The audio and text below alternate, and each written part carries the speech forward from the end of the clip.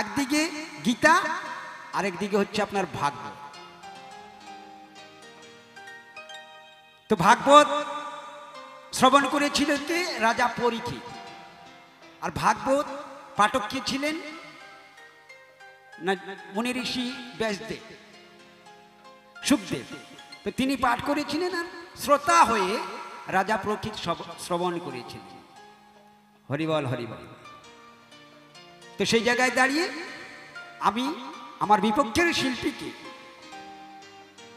সুখদেবের ভূমিকায় রেখে আমি রাজা পরীক্ষিতের ভূমিকায় দাঁড়িয়ে রাজা পরীক্ষিত হতে পারবো, তার পক্ষের উকিল হয়ে কিছু জিজ্ঞাসা রাখতে চাই।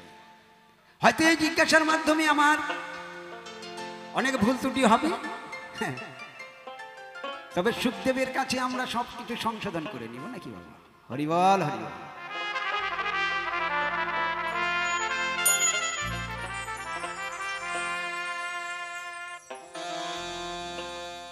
আমি কল্পনাতে এই সভাতে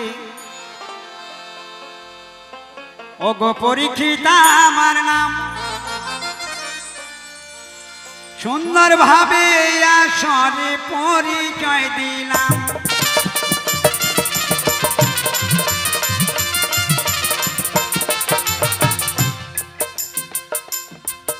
আমার বিপক্ষের শিল্পী যিনি গো একজন অত্যন্ত জ্ঞানী গুণী হয়, সুকুমার হালদার নামটি তাহার, বুনিয়াদপুর নিকেতন রয়।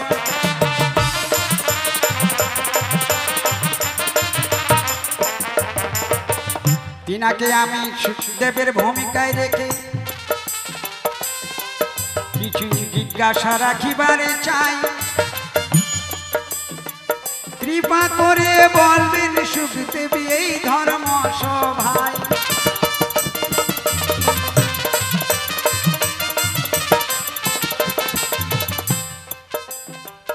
ঘটনাটা কোথায়? এই রাজা পরীক্ষিত কি করে সুখদেবের শ্রোতা হলেন, সেটাও একটা জানার ব্যাপার নাকি? হরিবল হরিবল। যদি রাজা পরীক্ষিত যদি রাজা না হতেন, রাজা পরীক্ষিতের যদি মাথায় মুটুক না থাকতো, এই মুটুক থাকাতে কি হলো না, এই কলিযুগে যখন রাজা পরীক্ষিত ত্রিশঙ্কে আবদ্ধ হলেন, কি ত্রিশঙ্কে আবদ্ধ হলেন না, এই কলিযুগের যত তার প্রজারা আছে সকলকে রাজা পরীক্ষিত সহশরীরে স্বর্গে নিয়ে যাবে, এটা তিনি ত্রিশঙ্কে আবদ্ধ হলেন। কাউকে মরতে হবে না, উনি সহশরীরে স্বর্গে নিয়ে যাবেন। এখন দেবতারা চিন্তা করে দেখলেন যার সর্বনাশ, রাজা পরীক্ষিত একজন ধার্মিক রাজা, তিনি কলিযুগে সিংহাসনে বসার আগে ত্রিশঙ্কে আবদ্ধ হয়েছেন যে তার ভক্তদের, তার শ্রোতা মানে প্রজাদের সহশরীরে স্বর্গে নিয়ে যাবে। তিনি কি করলেন? সে দেবতারা ছলনা করে এই কলিকে আদেশ করলেন কি, যে রাজা পরীক্ষিত যেহেতু ধর্মের রাজা, ধার্মিক রাজা, এই ধার্মিক রাজার কাছে তো কোনো অপরাধ অন্যায় কাজ হতে পারে না।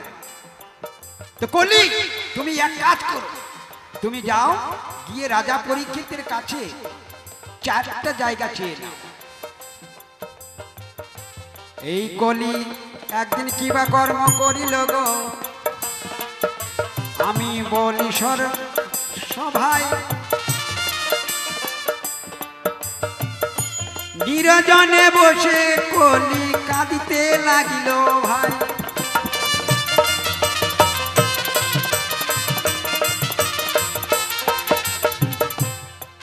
কলি কাঁদছে।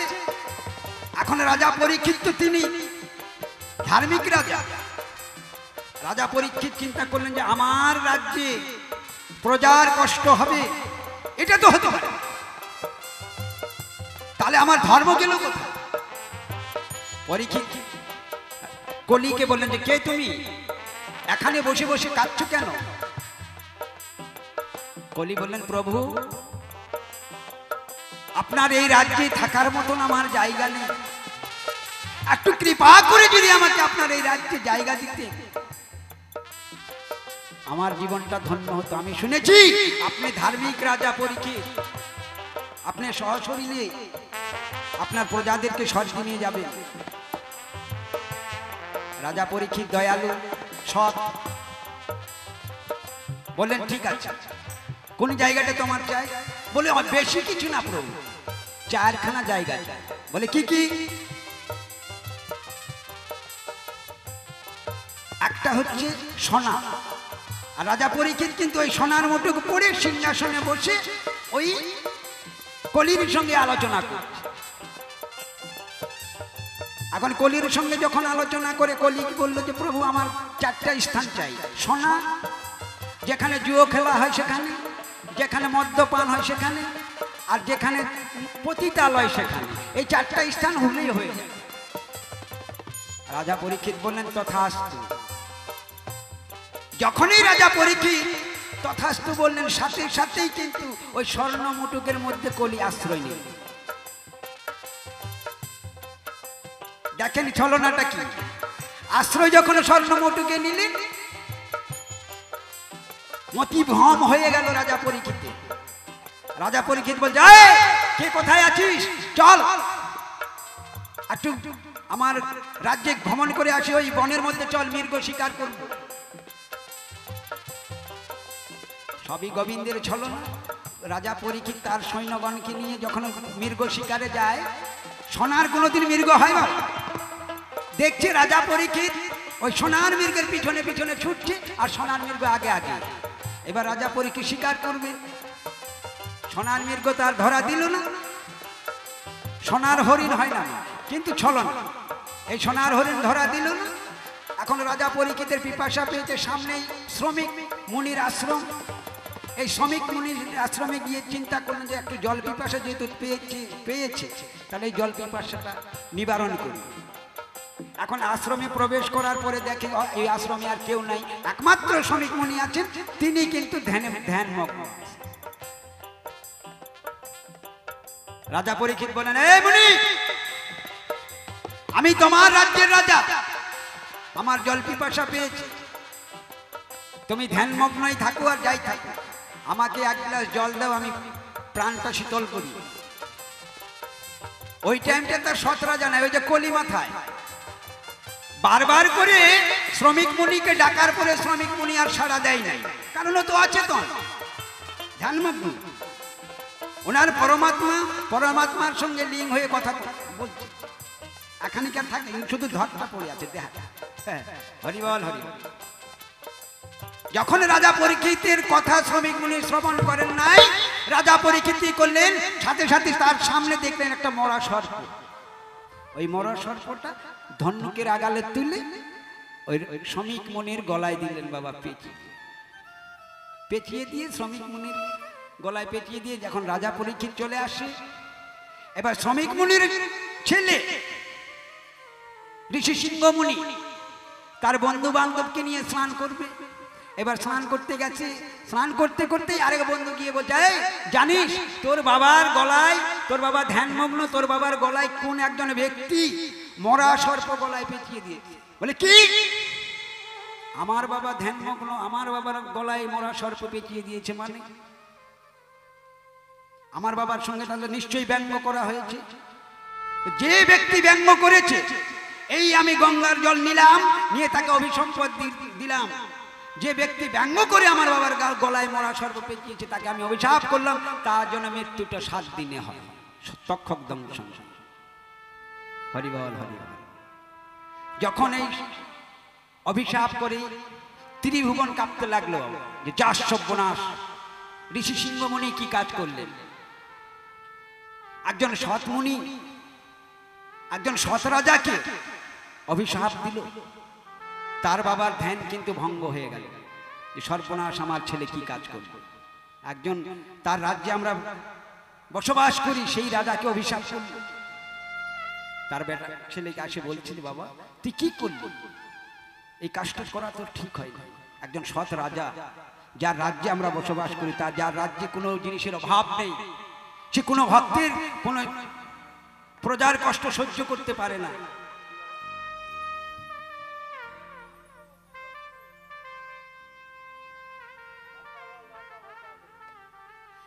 খিতেন মাহাতো বদলপুরের 10টি টাকা দান করেছেন। গোবিন্দ তিনার দশ ইন্দ্রিয় বজায় রাখুক, এই 10টি টাকা ভবপারের কড়ি হয়ে থাকুক, এটাই আমি গোবিন্দের কাছে চাই। তাই এই খিতন মাহাতোর নামে একটু সকলেই উলুধ্বনি হরিধ্বনি দিয়ে সহযোগিতা করবেন, কেমন? জয় জানি তাই গৌর হরিবল হরিবল হরিবল হরিবল।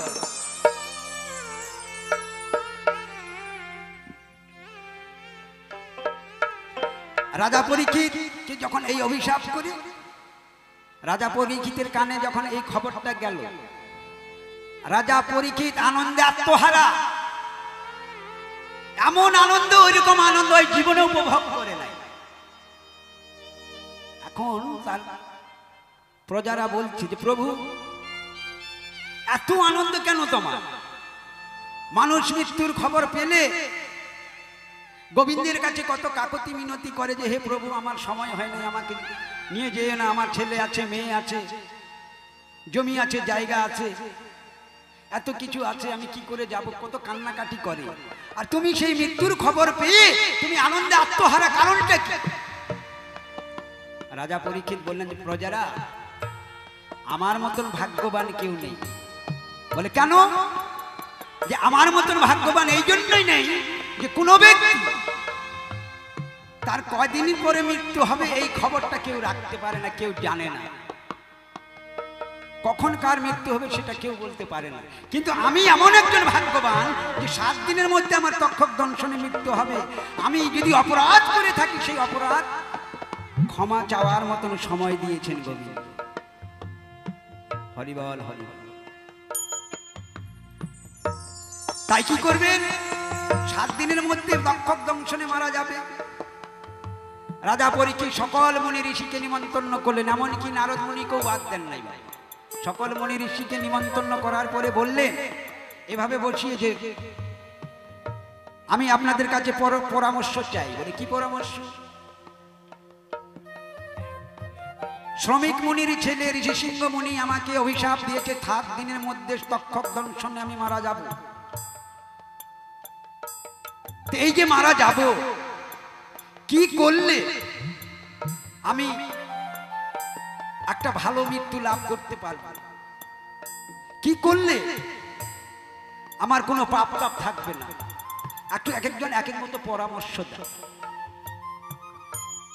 এখন সকল মুনি এক একজন এক এক পরামর্শ দিচ্ছে। কেউ বলছে রাধা গোবিন্দের সেবা করো, কেউ বলছে সাধুগুরুর সেবা করো, কেউ বলছে গীতা শ্রবণ করো, কেউ বলছে ভাগবত শ্রবণ করো। হেন টাইমে যখন ভাগবত শ্রবণের কথা বলা হলো যে ভাগবত শ্রবণ করাটাই সব থেকে বেটার,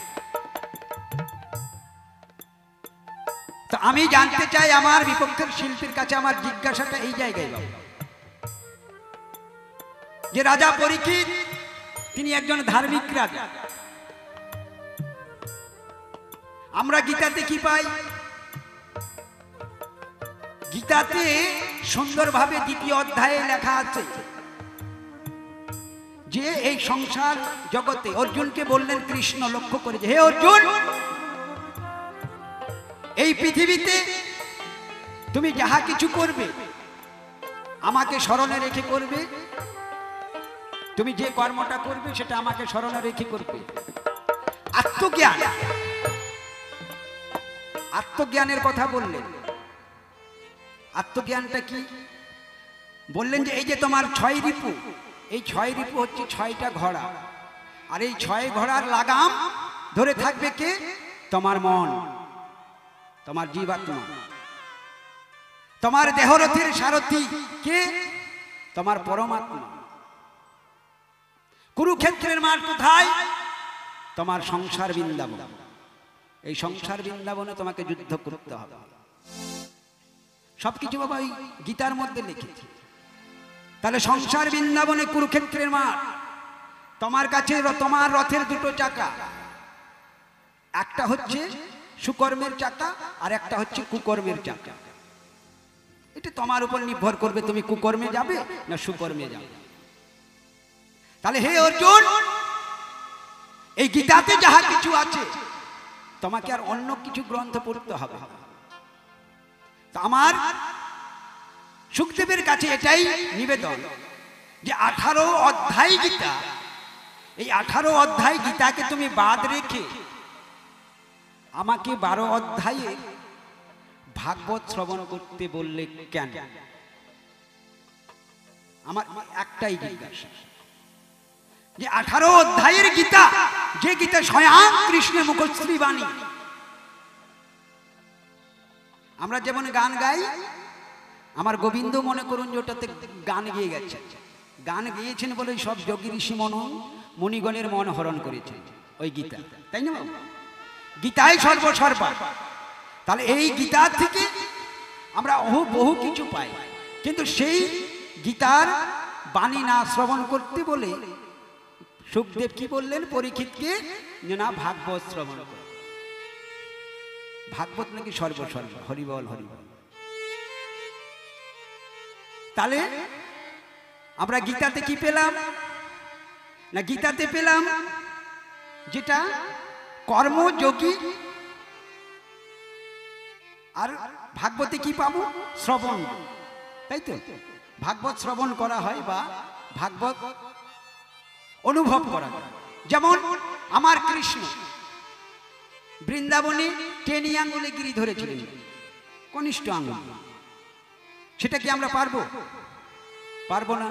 তাহলে কনিষ্ঠ আঙ্গুলে তিনি গিরি ধরেছিলেন, যে গিরি উনি ধরেছিলেন সেই গিরিকে আমরা ধরতে পারবো? পারবো না। তাহলে আর গিরিটা ধরেছিলেন কার জন্য? ওই কনিষ্ঠ আঙ্গুলে মা যশোদা যেখানেই যেত কৃষ্ণ সেখানেই কিন্তু কনিষ্ঠ আঙ্গুলে কামড় দিত। ওই যে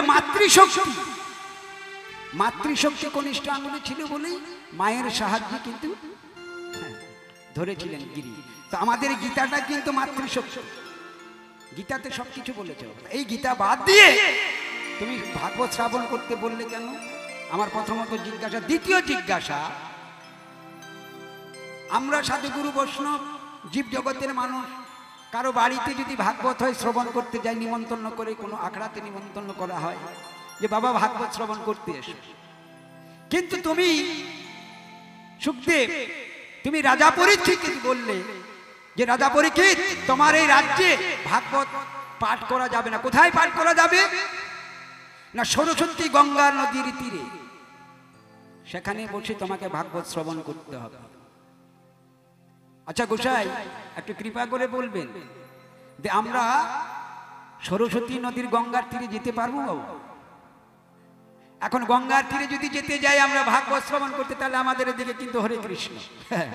হ্যাঁ, তাহলে আমাদের মতন ব্যক্তির এই 7 দিনের হাত থেকে বাঁচবো কি করে? একটু কৃপা করে বলবেন। শুধু রাজা পরীক্ষিতই যে অভিশাপ পেয়েছে তা কিন্তু, তাই না বাবা? তাহলে আমরা কোথায় শ্রবণ করবো গোসাই? একটু কৃপা করে বলবেন। আর কেনই বা এই গীতাকে বাদ দিয়ে ভাগবত শ্রবণের কথা বলবেন? এই তো 2খানা জিজ্ঞাসায় আমার গো রইল তোমার ঠাই,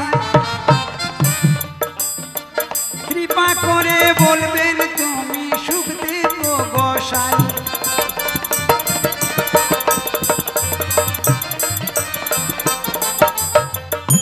বেশি কিছু জিজ্ঞাসার কোনো প্রয়োজন নাই, তাই ভগবানের কাছে বেশি কিছু চাইলে পাওয়া নাহি যায়।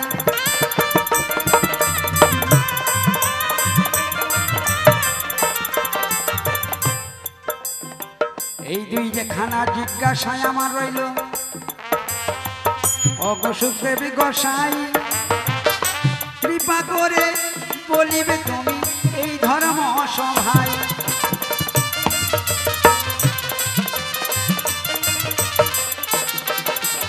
আর থাক বেশি কথা বলবো না, ছেড়ে দিয়ে যাব আমার বাউলের আলোচনা। এই পর্যন্ত করি ক্ষান্ত রাধাকান্ত শরীর, চাঁদ বদনে ভক্তবিন্দু বলুন হরি হরি। হরিবল হরিবল হরিবল হরিবল।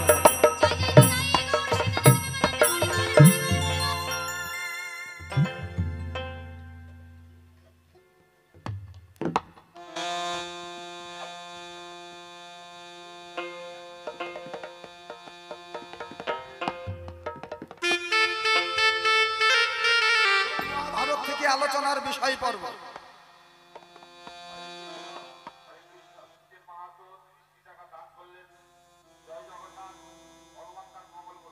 হ্যাঁ দাও বাবা দাও, যে যা পারো দান করো বাবা।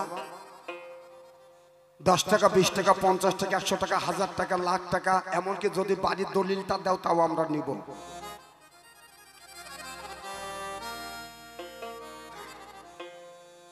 তাহলে এবার বিষয় পর্ব হলো আজকে আমাদের মহাভারত থেকে আলোচনার বিষয়।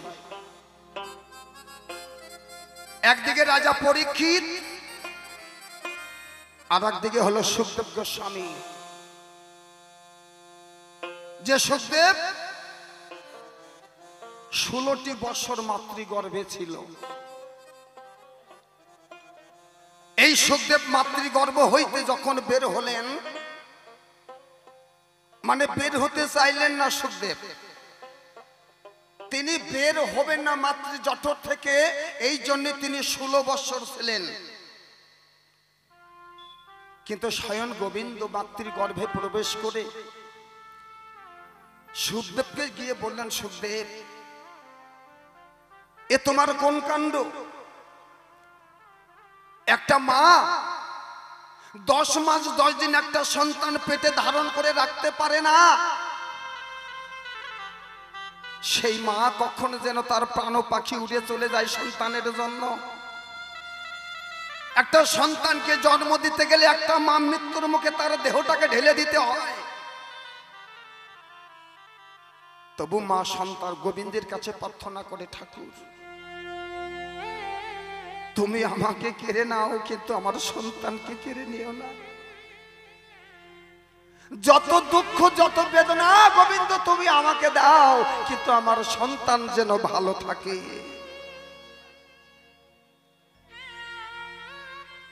যাক মা, আস্তে আস্তে আস্তে কথা বলা বন্ধ। ওই মানুষকে খেপায়ও না মা, ওটা খেপলে মানুষ থাকে না। চুপ করো, একটু নীরবতা পালন করো মা, যে যা করছে করতে দাও।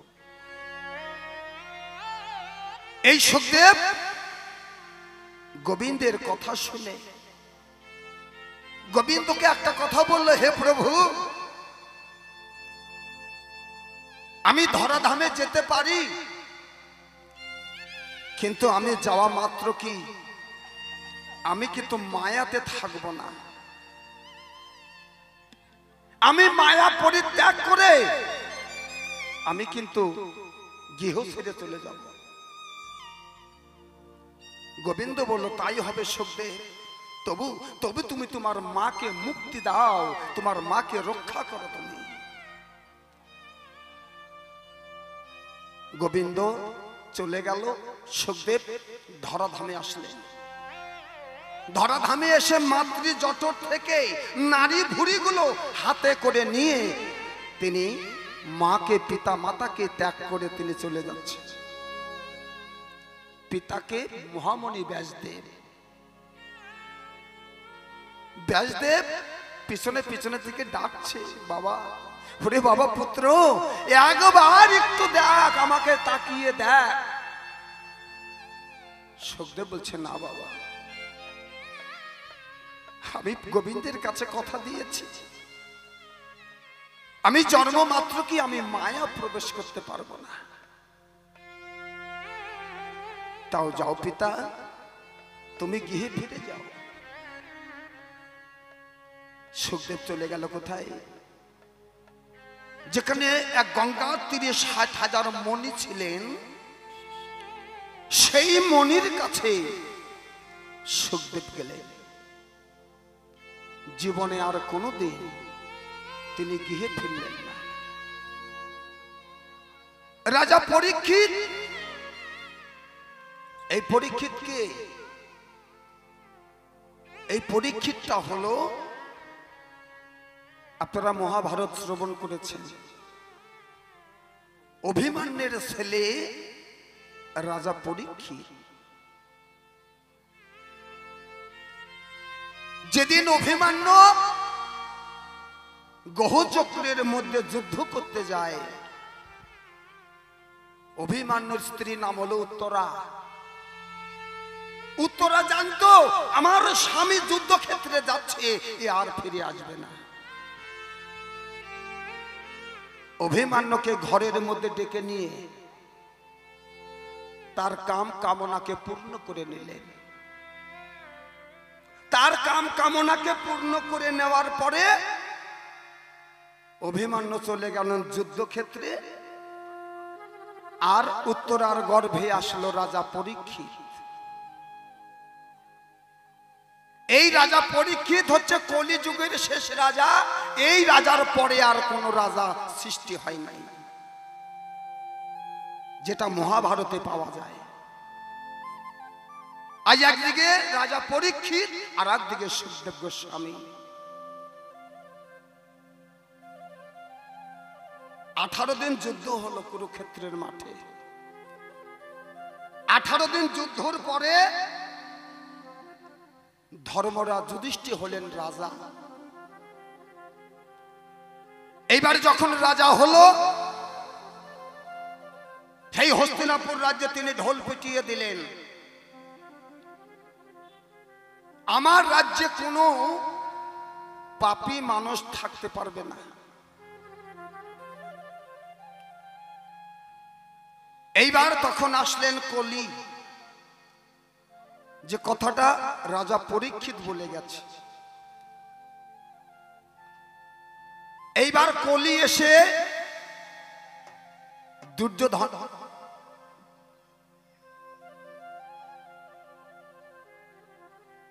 ধর্মরাজ যুধিষ্ঠির কাছে দাঁড়ালেন। ধর্মরাজ যুধিষ্ঠির বলল, কলি, তোমাকে এই রাজ্য ত্যাগ করে চলে যেতে হবে। বলছে অসম্ভব, কারণ আলোর পিছনে যদি অন্ধকার না থাকে তাহলে আলোর প্রকাশ হয় না, আর আলো না থাকলে অন্ধকারের প্রকাশ হয় না। তবে আমি এই রাজ্য থেকে, আমাকে তুমি নিস্তারিত করতেও পারবে না। ধর্মরাজ যুধিষ্ঠির বলল, তাহলে ঠিক আছে, আমি হলাম রাজা, আমার আদেশ তোমাকে পালন করতে হবে। আমি তোমাকে এই পৃথিবীর বুকে 4টি স্থান দিলাম। এই 4টি স্থানের মধ্যে তুমি বেঁচে থাকবে, কিন্তু কোনোদিন তুমি ধর্মের আশেপাশে আসতে পারবে না।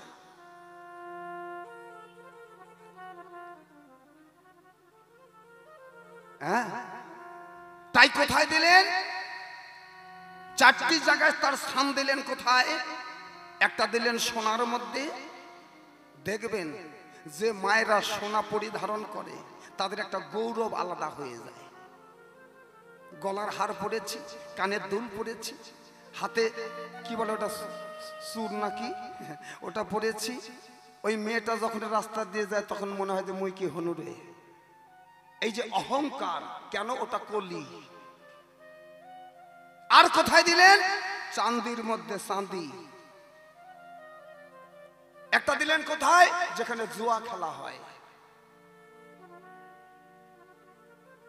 একটা মানুষ দেখবেন বাড়ি থেকে 500 টাকা নিয়ে গেছে জুয়া খেলতে,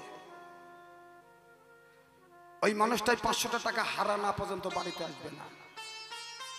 এবার মনে করেন 500 টাকার থেকে আপনি 5000 টাকা ক্যাশ করেছেন, আপনার মনে তখন কলি জাগ্রত হয়ে যায়। আমি তো পাচ্ছি, খেলবই, কিন্তু লাস্টের দিকে দেখা যায় কি খেলতে খেলতে আপনার ওই 500 টাকাটাও চলে যায়। এসে তখন কি করেন? তখন বইয়ের হাতে গাল খেতে হয়, ছেলে পেলের হাতে গাল খেতে হয়। আরেকটা কোথায় দিল? খাস বাংলায় বলি বাবা, যেখানে বেশ্যাখানা বলা হয়। এই 4টি জায়গায় কলি স্থান দিলেন। সঙ্গে সঙ্গে কলি কি করলেন? ধর্মরাজ যুধিষ্ঠির মাথায় সোনার মুটুক ছিল, মুটুকের মধ্যে প্রবেশ করলেন। যখনই প্রবেশ করলো তখনই ওই সোনার মুটুকটা ধর্মরাজ যুধিষ্ঠির আর কখনো মাথায় দিলেন না। ওই সোনার মুটুকটা তিনি একটা আলমারির মধ্যে রেখে দিলেন।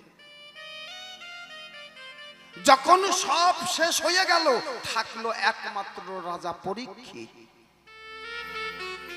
রাজা পরীক্ষিত যেদিন হরিণ শিকার করতে যায়, সেই দিন ওর মনের কি অভিপ্রায় হলো, ওই সোনার মুকুটটা মস্তকে দিয়ে তিনি হরিণ শিকারে গেলেন।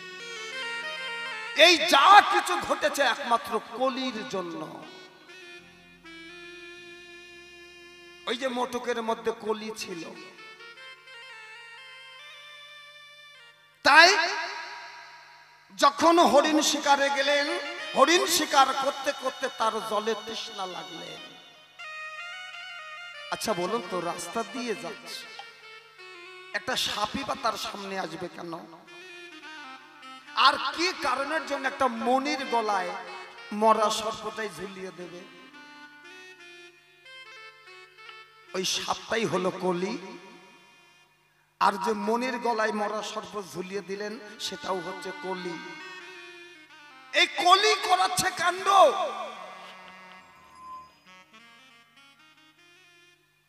এইবার মরা সর্প ঝুলিয়ে দিয়ে তিনি রাজ্যে ফিরে চলে আসলেন। তার ছেলে শ্রমিক মনির ছেলে গিয়ে দেখে তার পিতার গলায় মরা সর্প ঝুলিয়ে দিয়েছে। এইবার সেই ছেলে গঙ্গাকে স্পর্শ করে অভিশাপ দিলেন, আমার পিতার গলায় যে মরা সর্প ঝুলিয়ে দিয়েছে, 7 দিনের মধ্যে তিনি সাপে দংশনে মারা যাবে। হঠাৎ করে যখন পুত্র অভিশাপ দিলেন, শ্রমিক মনি তার পিতা তার ধ্যান ভঙ্গ হয়ে বলল, ওরে সিংহী, অভিশাপ কাকে দিলি? বলছে, জানি না বাবা,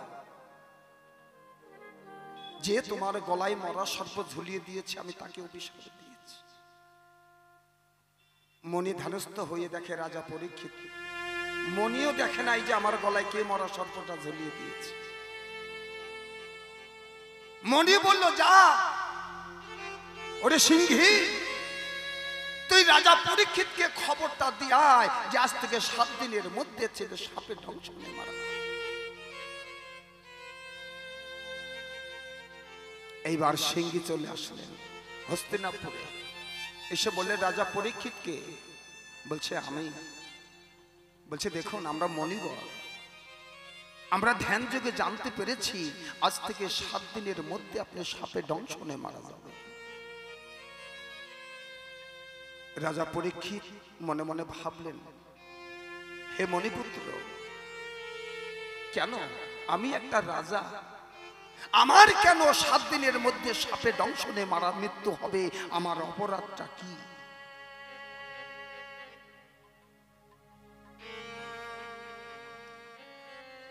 মণিপুত্র বললেন, শোনো রাজা, আমরা তো বলতে পারবো না, আমরা ধ্যান যোগে যেটা জানতে পেরেছি সেটাই আপনাকে স্মরণ করিয়ে দিয়ে গেলাম। রাজা পরীক্ষিত হয়ে গেল পাগল, গোবিন্দের কাছে প্রার্থনা করলেন, ঠাকুর,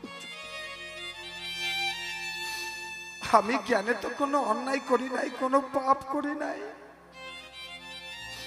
কেন ঠাকুর আমার 7 দিনের মধ্যে মৃত্যু হবে?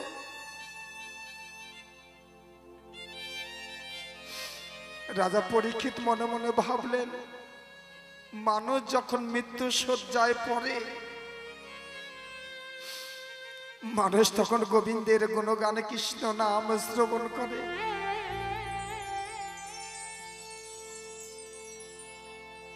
রাজা পরীক্ষিত বলেন, না, এই 7টা দিন কোথায় একটু হরি কথা, কোথায় একটু ভাগবত কথা, কোথায় একটু সাধু সঙ্গ, কোথায় গেলে আমি কৃষ্ণ কথা শ্রবণ করে আমার এই পরমাত্মাকে শান্তি করব?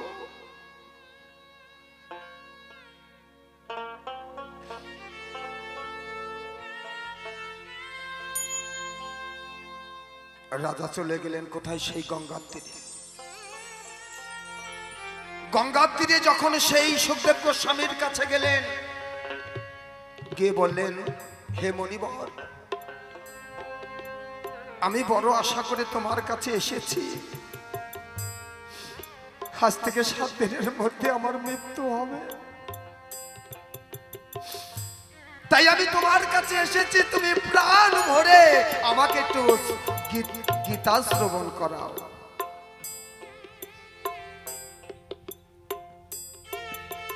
সুদেব ভালো করে তাকিয়ে দেখে রাজা পরীক্ষিত।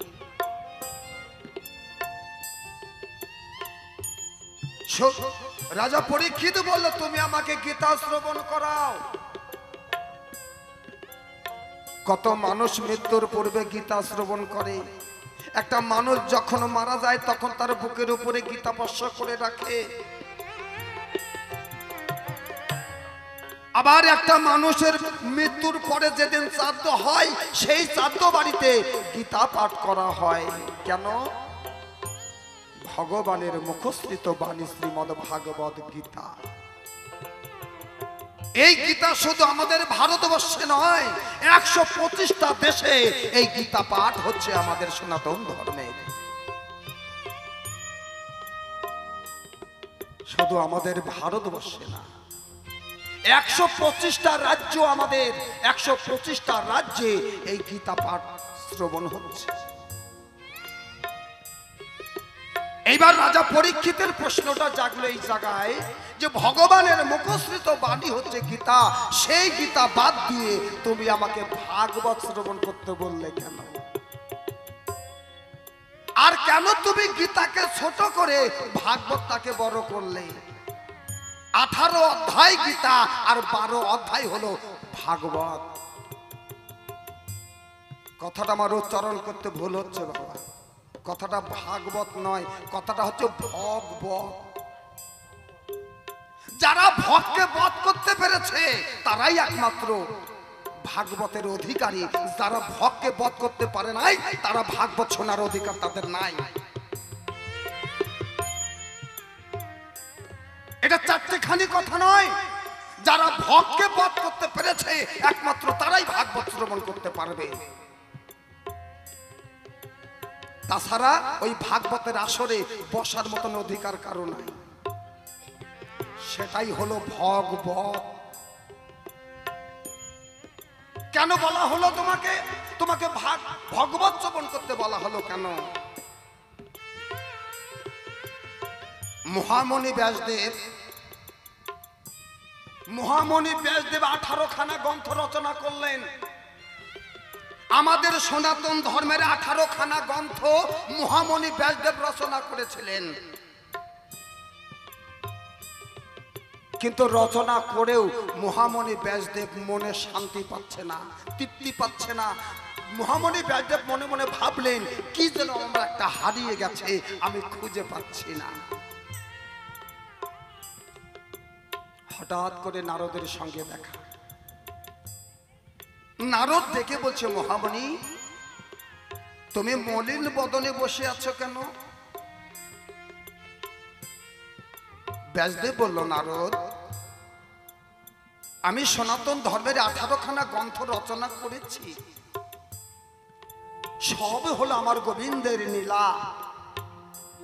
কিন্তু এই 18 খানা গ্রন্থ লিখে আমার মনের মধ্যে কোনো শান্তি তৃপ্তি বলতে কিছু নাই। মনে হচ্ছে কি যেন আমি হারিয়ে ফেলেছি।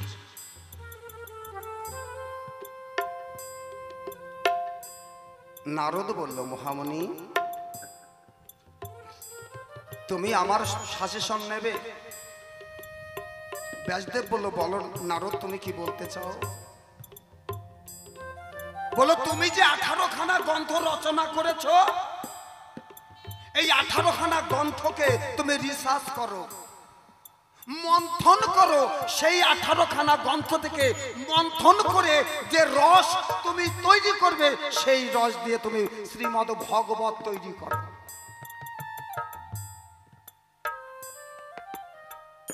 এরপরে কি, যদি আশপাশে থেকে থাকিস কথাটা ভালো করে শুনিস।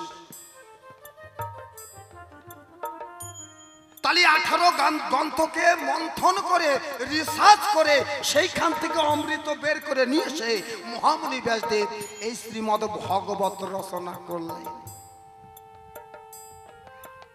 তাহলে আমার গীতা শোনার কোনো দরকার নেই। গীতাতে যেটা পাবো আমি তো সেটা ভাগবতের মধ্যেই পাচ্ছি। আমার কথাগুলো কি বোঝা যাচ্ছে বাবা? হাত তুলেন তো দেখি কে বুঝতে পারছেন। এখানে যতগুলো ভক্ত বসে আছেন অর্ধেক বুঝবেন আর অর্ধেক বুঝতে পারবেন না। হ্যাঁ, অর্ধেক ভক্তই বুঝতে পারবেন না কথাগুলো। এই যে বললাম ভগকে আগে বধ করেন, ভগ শব্দে কি বোঝায় বলেন তো দেখি?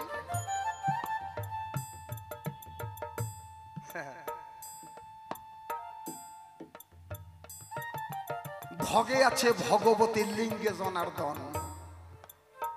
স্থূলের তত্ত্ব না জানিয়ে মূলেতে দিও না মন, ভগে আছে ভগবতী লিঙ্গে জনার্দন। যে ভগ দর্শন করতে আমরা কামাখ্যা যাই,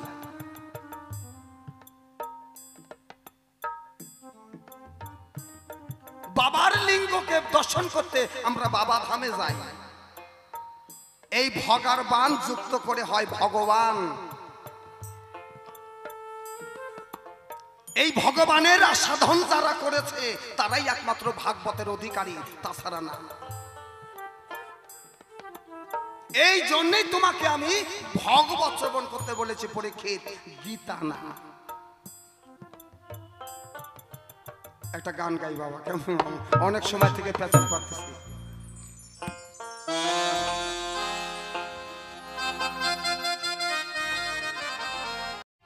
সুখদেব যখন বললেন তুমি গীতা বাদ দিয়ে ভাগবত শ্রবণ করো, রাজা পরীক্ষিত বলল সুখদেব গোস্বামী তাহলে আমার হস্তিনাপুর রাজ্যে চলো, আমার রাজ্যে বসে তুমি আমাকে ভাগবত শ্রবণ করাবে। সুখদেব গোস্বামী বলল না, তোমার রাজ্যে গিয়ে ভাগবত শ্রবণ করাতে আমি পারবো না। তোমাকে ভাগবত শ্রবণ করতে গেলে গঙ্গার তীরে আসতে হবে। গঙ্গার তীর না হলে ভাগবত শ্রবণ করা যায় না। কারণ গীতা হলো জ্ঞান যোগ আর ভাগবত হলো ভক্তি যোগ। ভাগবত শ্রবণ করলে ভক্তি বাড়ে। আমাদের সনাতন ধর্মের নববিধা ভক্তি, এই নববিধা ভক্তির অঙ্গ হলো 64 খানা। এই নববিধা ভক্তির অঙ্গ হলো 64 খান। এই নববিধা ভক্তি তোমার সঞ্চয় হবে তুমি যদি ভগবত শ্রবণ করো। আর গীতাতে কি বলেছেন? গীতাতে ভগবান সূর্য অর্জুনকে জ্ঞান দিয়েছেন, সেখানে কোনো ভক্তির যোগের কিছু বলে নাই। হ্যাঁ, গীতা শ্রবণ করলে কি হয়? গীতা শ্রবণ করলে আমার ইন্দ্রিয় চরিত থাকতো, লোভ লালসা আশয় বিষয় লালসা জাগে, কিন্তু ভাগবত শ্রবণ করলে এই লালসাটা জাগে না। কি জাগে? ভক্তি। হ্যাঁ, রায় রামানন্দর মহাপ্রভু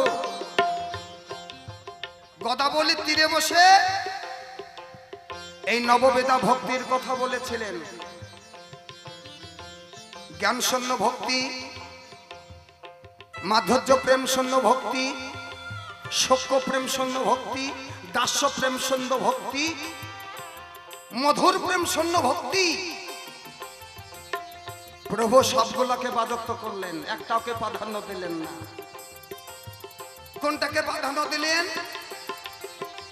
যেটা জ্ঞান শূন্য ভক্তি।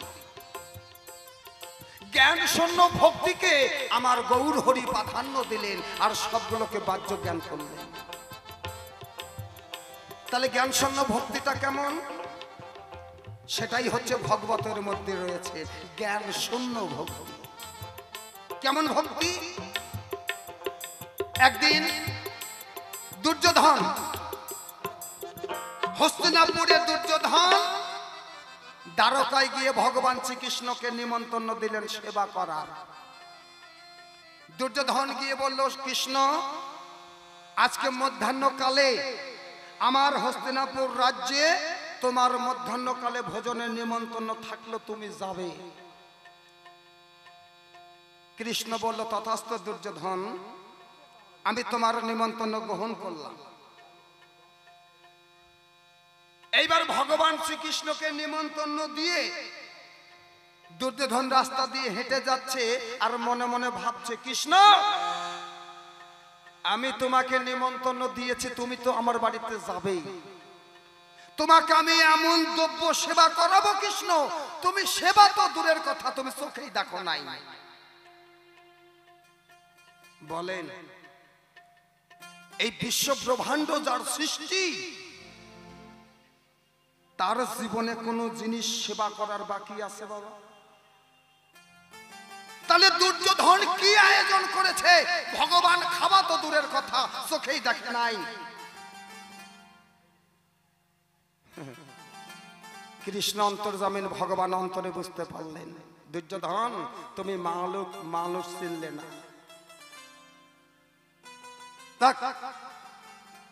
কৃষ্ণ আর গেল না। কোথায় গেল আপনারা নিশ্চয় জানেন, বিদুরের ঘরে। বিদুরের ঘরে গিয়ে ভগবান ক্ষুদন্ন সেবা করেছিলেন। দুর্যোধনের ওই রাজভোগ সেবা করতে গোবিন্দ গেলেন না। এবার বিদুর নাই বাড়িতে, বিদুরের স্ত্রী রয়েছে। হঠাৎ করে ভগবান গিয়ে বলছে, মা ও মা, আমি যে বড় ক্ষুধার্ত মা, আমাকে কিছু খেতে দাও। বিদুরের স্ত্রী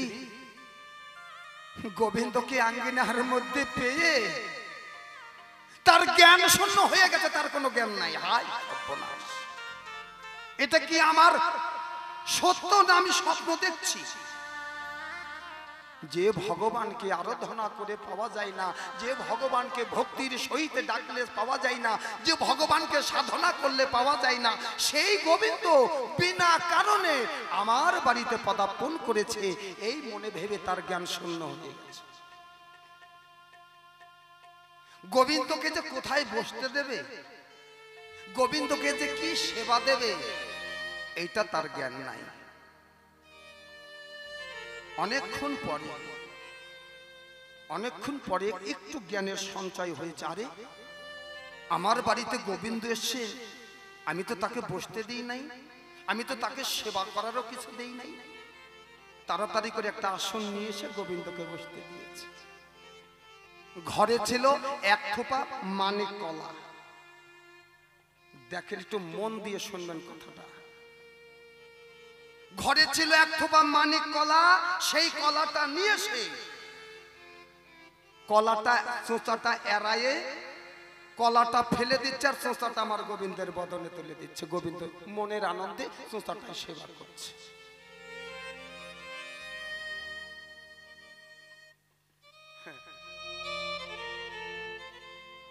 এটা হলো জ্ঞান শূন্য ভক্তি। এহাও গোবিন্দ খায় যদি তুমি মন থেকে দিতে পারো। আমরা চোঁচাটা ফেলা দিয়ে কলাটা গোবিন্দের ভোগে দিই, আর কলাটা ফেলে দিয়ে চোঁচাটা গোবিন্দের বদনে দিচ্ছে। গোবিন্দ হাহা করে খাচ্ছে। কেন? গোবিন্দ তো বুঝতে পেরেছে, গোবিন্দ বুঝতে পেরেছে যে আমাকে পেয়ে তার জ্ঞান শূন্য হয়ে গেছে। তবে ভগবত শ্রবণ করলে এই জ্ঞানের সঞ্চয় হয়, সেই অনায়াসে গোবিন্দ লাভ করতে পারে। একবারে জয় জয় রাধা গোবিন্দ প্রেমানন্দ।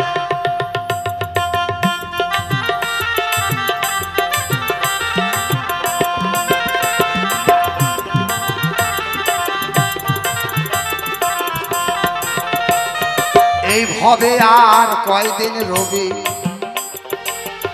তোমার ডুবে আসলো জীবন রবি। ওরে অমৃত ভাবিয়া খেলি, কতই নারে হলা হ।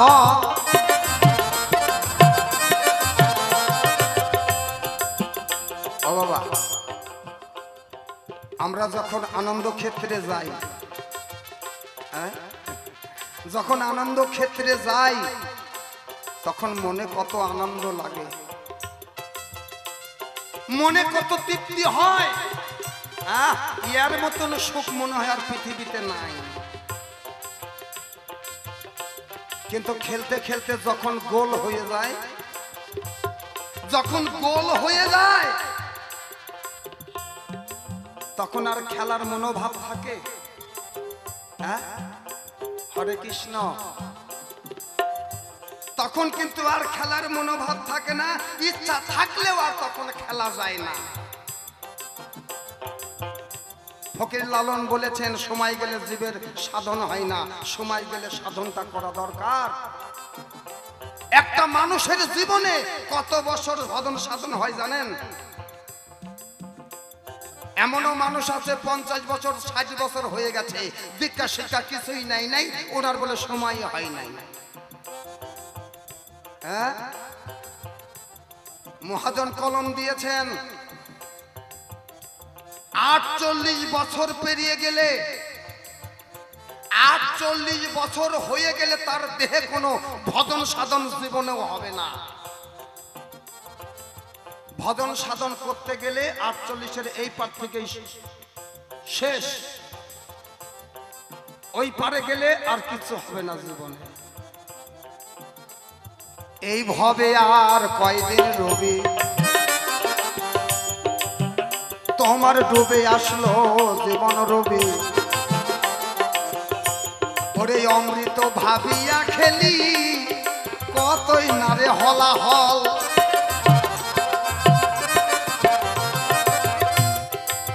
ওই অধম অসীম বলে হরি বলে,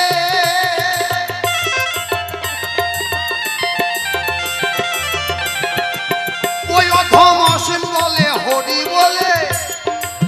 ওরে পাগল আপন দেশে চল রে চল, দিন বয়ে যায় কৃষ্ণ কথা বল।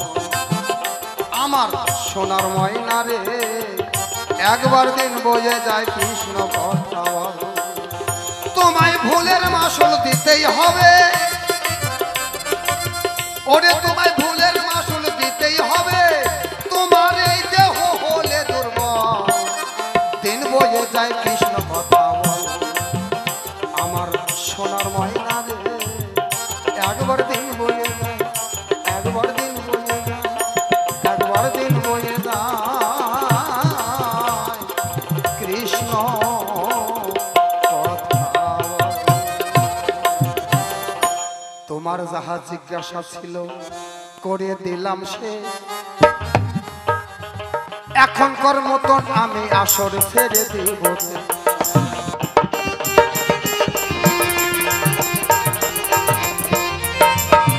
এই জগতে গীতা শ্রবণ করে গো ভক্তি সঞ্চয় হয় না, তাই ভক্তি সঞ্চয় করতে গেলে তুমি ভগবত শ্রবণ করো। সত্যদেব গোস্বামী বলেছে তোমার,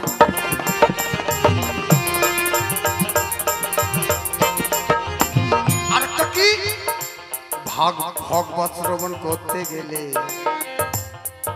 গঙ্গার তীরে যেতে হবে।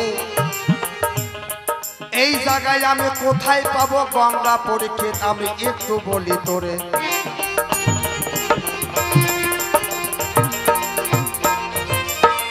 ওই ভগবত শ্রবণ করতে করতে গো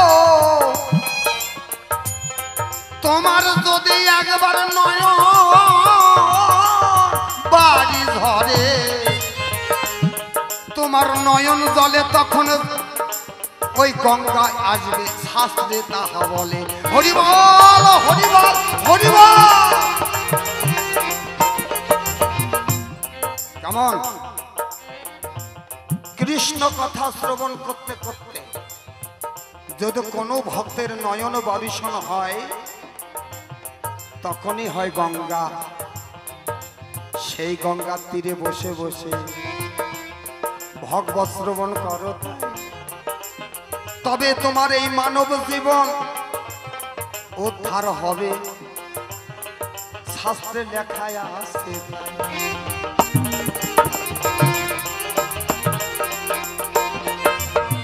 এই কারণ কর্মতন আমি ছেড়ে দিতে চাই।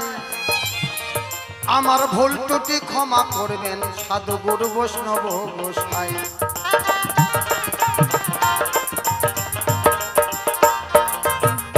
এই পর্যন্ত করি ক্ষান্ত অমৃত লহরী, একবার সাদ বদনে প্রেমানন্দে সবাই বলো হরি হরি। হরি বল হরি বল হরি বল হরি বল। জয় রাধে জয় রাধে জয় রাধে। আমার জীবন মৃত্যুর কথা তুমি বলিলে সবাই,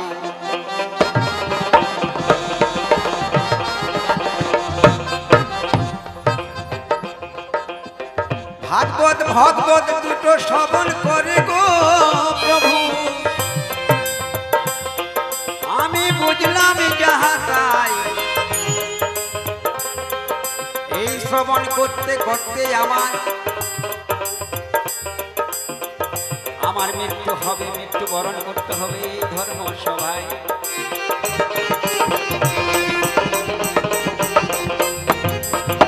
আমার সুখদেবের কাছে, প্রভু সুখদেবের কাছে যা পেলাম,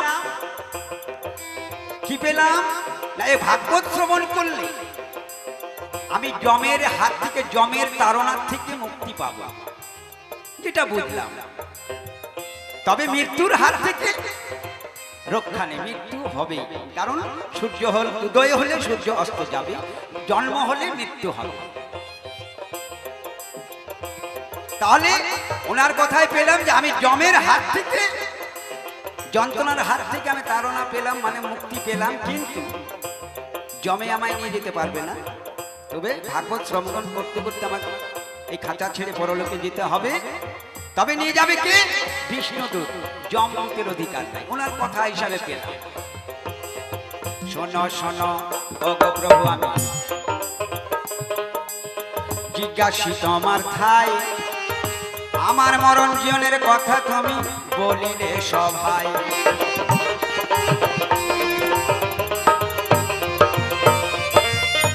এই জীব জগতে জীবের কিবা গতি হবে গো প্রভু, তুমি বলিবে সভায়। সকলেরই কি একই ভাবে মৃত্যুবরণ হবে এই ধরাতে যে তাই।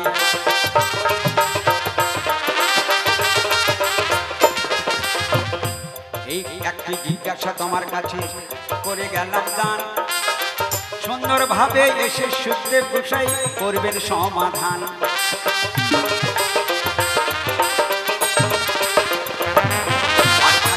বেশি বেলা নেই প্রয়োজন, আমার মতো ভাবে আমি করি সমর্পণ। তারপরে বেশি কিছু বলতে গেলে তাই হয়তো আমার ভক্তবিন্দু অখুশি হতে পায়। এই পর্যন্ত করি খান্ত রাধাকান্ত শুনি, চাঁদ বদনে ভক্তবিন্দু বলুন হরি হরি হরি বল হরি।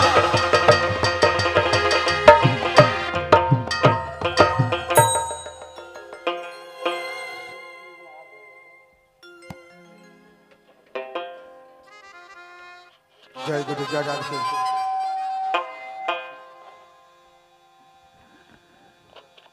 রাজা পরীক্ষিতের মৃত্যু বলে তার মৃত্যু হচ্ছে,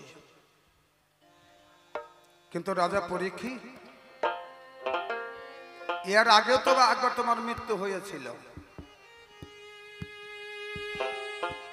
সেই মৃত্যুর হাত থেকে তুমি বাঁচলে কেমন করে? হ্যাঁ বাবা, এই পরীক্ষিতের আগেও একবার মৃত্যু হয়েছিল। কবে সেটা? সপ্তম মাসের সময় উত্তরার গর্ভে যখন এই অভিমান্যু সপ্তম মাস, সেই সময় অশ্বত্থমার বাণে রাজা পরীক্ষিত মারা গিয়েছিলেন।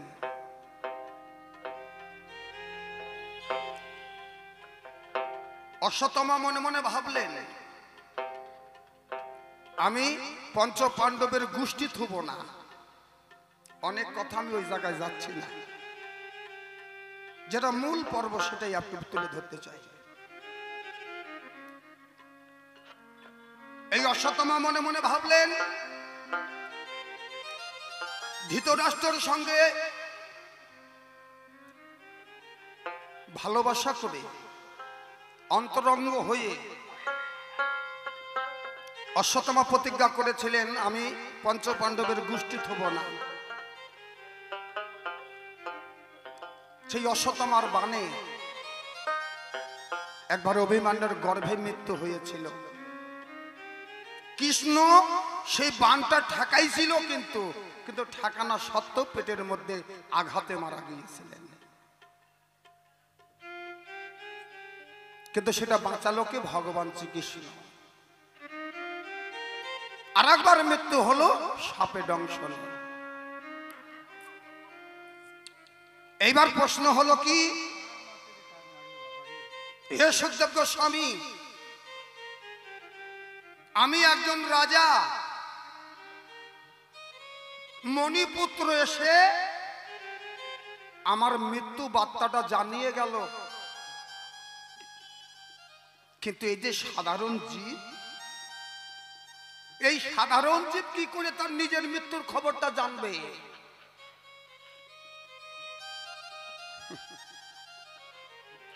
মারাত্মক প্রশ্ন বাবা, কেমন? এটা চারটেখানি প্রশ্ন না। দাও সুখ দাও।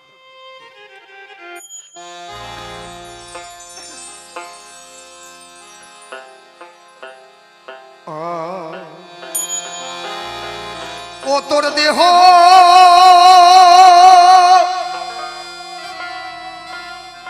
জমি রইল পতিত,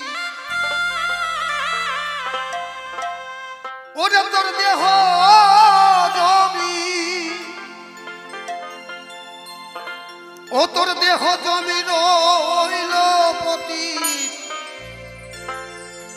কেন চাষ করলি না অমন চাষা? তোর শেষকালে হবে দুর্দশা।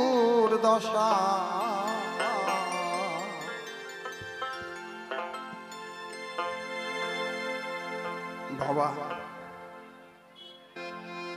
আমাদের এই মানব দেহটা পঞ্চভৌতিক দেহ, ক্ষিতি অপ্তেজ মরদ বোম,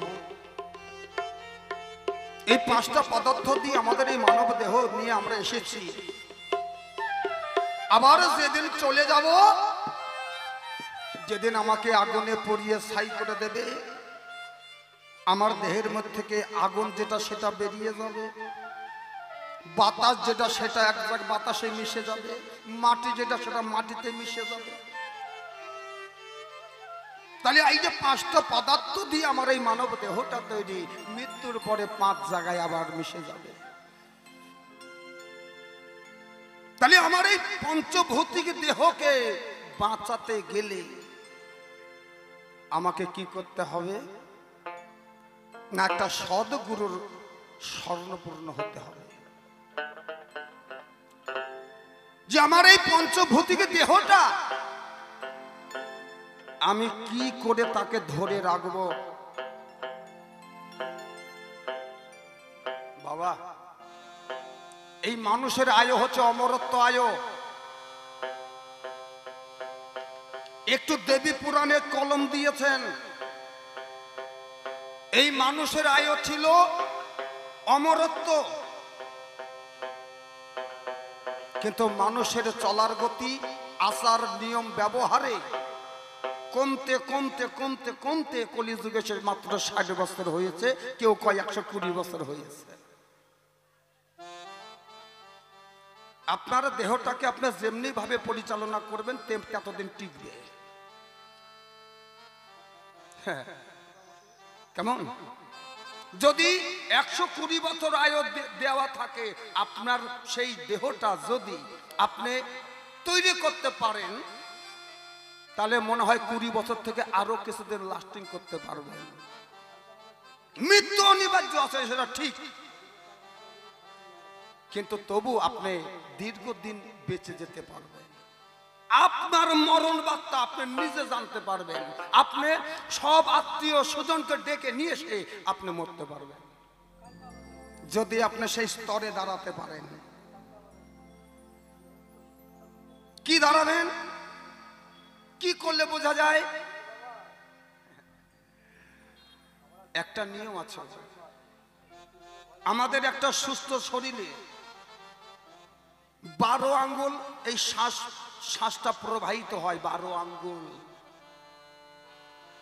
একটা সুস্থ শরীরে 12 আঙ্গুল এই শ্বাস প্রশ্বাসটা গতিবেগ নেমে আসে।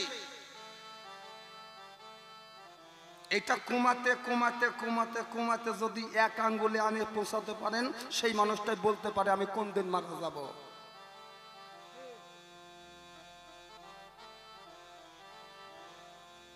তাহলে এই যে আমার শ্বাস প্রশ্বাসটার চলার গতিটা কার কাছে? না গুরুর কাছে। কেন আমরা শিক্ষা মন্ত্র নিই? শিক্ষা মন্ত্র নেওয়ার প্রয়োজনটা কি? দীক্ষা নিলাম, আমার অপবিত্র দেহটা পবিত্র হলো, কিন্তু শিক্ষাটা নেব কেন? শিক্ষা নেওয়ার আমার কি প্রয়োজন? শিক্ষা নেওয়ার প্রয়োজনটাই হচ্ছে আপনার দেহটাকে রক্ষা করা, আপনার দেহটাকে দীর্ঘায়িত আয়ু করার রাস্তাটাই হলো শিক্ষার ঘর। সেখানে সবকিছু শিখে জেনে আপনি ব্যবহার করবেন, তার নাম হলো শিক্ষা। কি গোসাই, হরে কৃষ্ণ। দেহ জমি রইল পতি, তোর দেহ জমি, ও তোর দেহ জমি রইল পতি, চাষ করলে না অমন চাষা, শেষকালে হবে দুর্দশা, শেষকালে হবে দুর্দশা।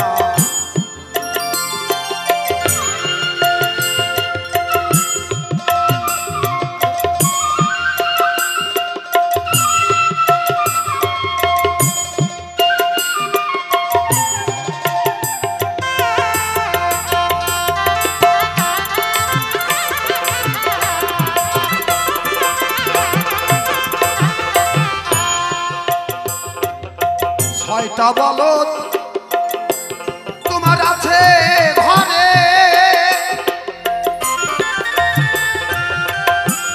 তারে শিক্ষণে নাও নাংলা করে।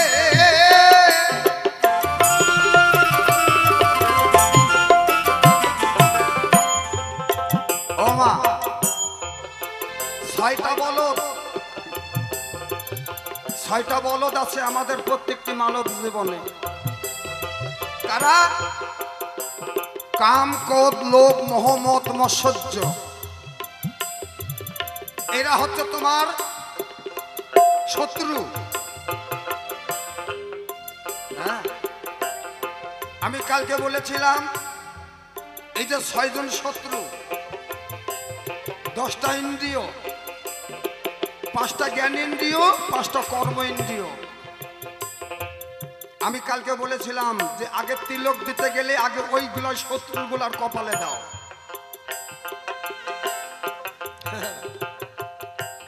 ওই শত্রুগুলার কপালে দিয়ে যদি ওই শত্রুগুলোকে বশ করতে পারো,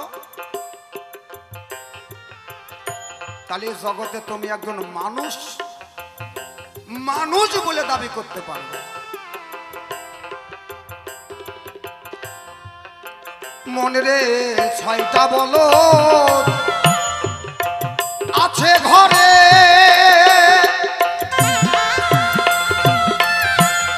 তারে শিক্ষণে নাও নাংলা করে।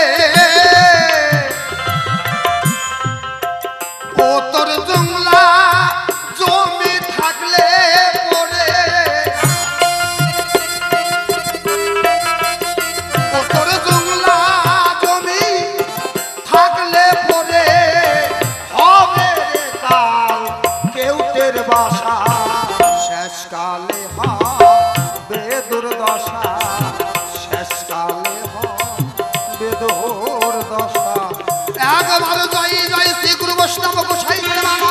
হরি বল হরি বল।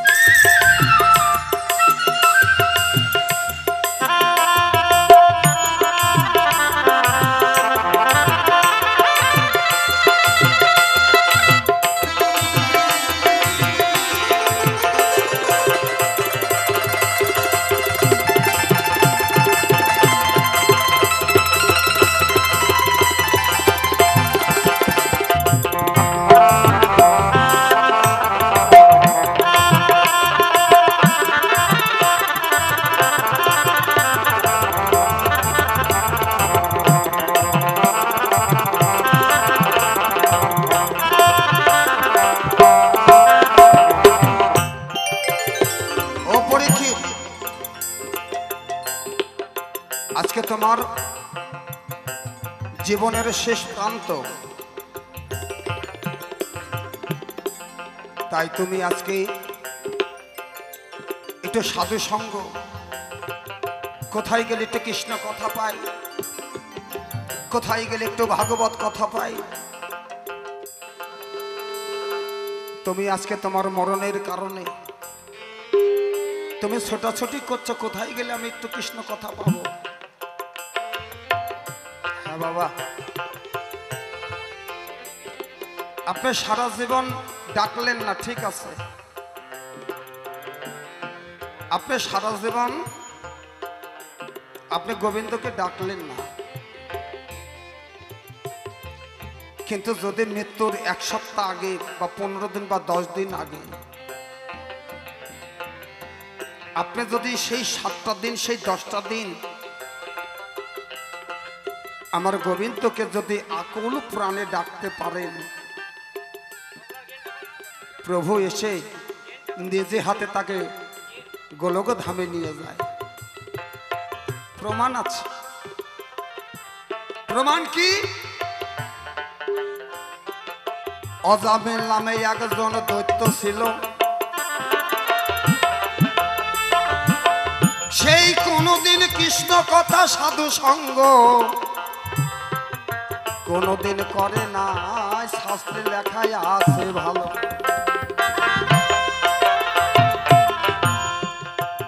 অজামিল অজামিল কোনদিন গোবিন্দ কৃষ্ণ কথা হরি কথা সাধু সঙ্গ করে নাই, কিন্তু যেদিন অজামিল মারা যায় ওই মনে মনে ভাবলো আমি আর জীবনে বাঁচব না। তাই মৃত্যুর আগে তিনি আমার গোবিন্দের চরণে পুষ্পাঞ্জলি দিয়েছিলেন। সারা জীবন ডাকে নাই, কিন্তু তাহলে মৃত্যুর পূর্বে উনি গোবিন্দকে ডেকে নিয়ে তার চরণে একটা ফুলের মালা দিয়ে গোবিন্দকে আরাধনা করে তার মৃত্যু হলো।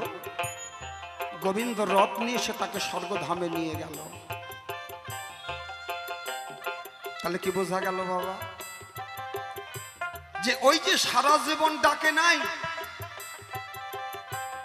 কিন্তু একবার মুহূর্তের জন্য যে গোবিন্দকে ডেকেছিল,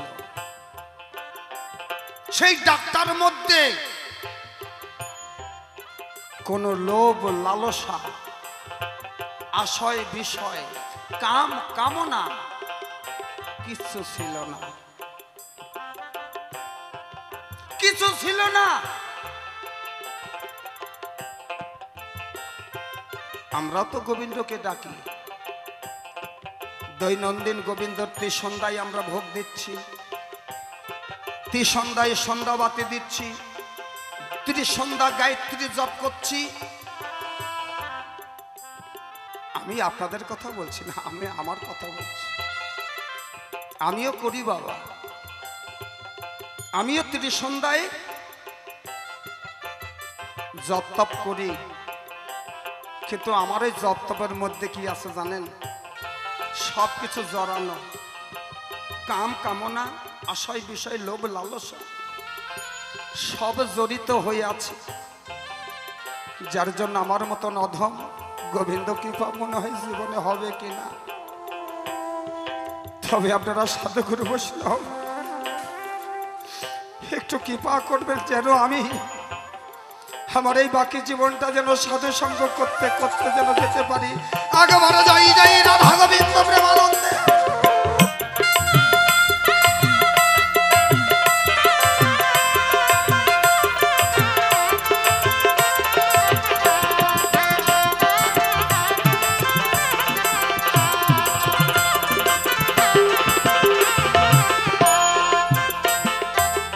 গৌর কাজল বীজের গোড়া,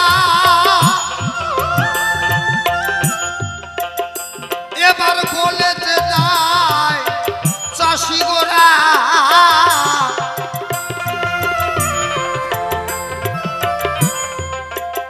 অধম অসীম রে তোর কপাল পুরা, অধম অসীম রে তোর কপাল পুরা। ভবা পাগলা সেজ ভরসা, শেষকালে হবে দুর্দশা, শেষকালে হবে দুর্দশা। ও তোর